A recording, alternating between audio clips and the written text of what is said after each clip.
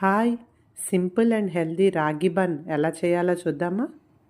ఒక బౌల్ తీసుకొని అందులో ఒక కప్పు రాగి పిండి, ఒక కప్పు గోధుమ నూక, ఒక కప్పు పెరుగు, ఇందులో కొంచెం వాటర్ వేసుకొని బాగా మిక్స్ చేసుకొని ఒక హాఫ్ అన్ అవర్ పక్కన పెట్టేసుకుందాం. ఎందుకంటే గోధుమ నూక కాబట్టి అది కొంచెం నానాలి, అందుకని.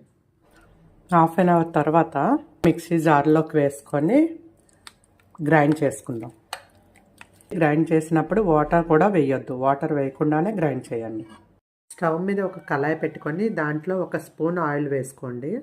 ఇందులో కొంచెం జీలకర్ర, పచ్చిమిర్చి, ఒక ఆనియన్ సన్నంగా కట్ చేసుకొని చూడండి. ఇలా కొంచెం వేగిన తర్వాత ఇందులో సన్నంగా కట్ చేసుకున్న కరివేపాకు, కొత్తిమీర 1 మినిట్ ఫ్రై చేసి స్టవ్ ఆఫ్ చేసేసుకుందాం. దీన్ని ఈ బ్యాటర్లో కలిపేసుకుందాం. ఇప్పుడు దీంట్లోనే క్యారెట్ తురుము, సరిపడా సాల్ట్ అన్నీ బాగా మిక్స్ అయ్యేటట్టు కలుపుకుందాం.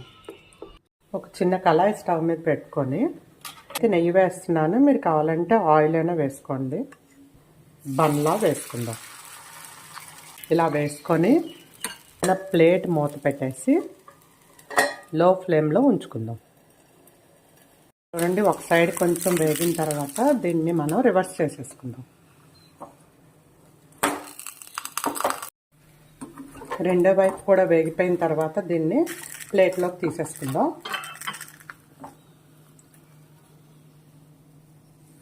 ఇలానే మొత్తం అన్నీ వేసుకుందాం.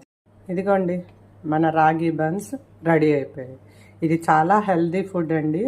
ఏ కాంబినేషన్తో అయినా తీసుకోవచ్చండి, ఏ చట్నీతో అయినా. ముద్దపప్పుతో ఈ రాగి బన్ చాలా టేస్టీగా ఉంటుంది. మీకు బ్రేక్ చేసి కూడా చూపిస్తాను. వేడిగా ఉంది. ఇదిగోండి, చూడండి లోపల ఎంత బాగా బాయిల్ అయిందో. ఎంతో సింపుల్ అండ్ హెల్దీ రాగి బన్ని మీరు ఇంట్లో ట్రై చేయండి. అండ్ టేస్ట్ ఎలా వచ్చిందో నాకు కామెంట్ చేయండి. Thank you.